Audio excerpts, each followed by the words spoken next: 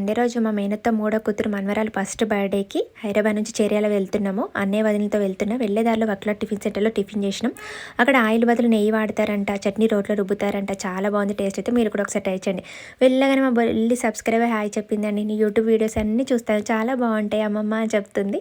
ఇంకా వెళ్ళేసరి బర్త్డే అప్పుడే స్టార్ట్ అయింది. పాప పేరు ధృవిక, తనదే బర్త్డే. ఇంక ఈ పాప ఎవరి దగ్గరికి రాదంట. ఫస్ట్ టైం నా దగ్గరికి వచ్చింది, అది కూడా నవ్వుతూ వచ్చింది. 5 to 10 minutes నా దగ్గర ఉంది. అందరూ వావ్ చాలా గ్రేట్ అని అన్నారు. నాకైతే చాలా హ్యాపీగా అనిపించింది. పాప క్యూట్గా ఉంది.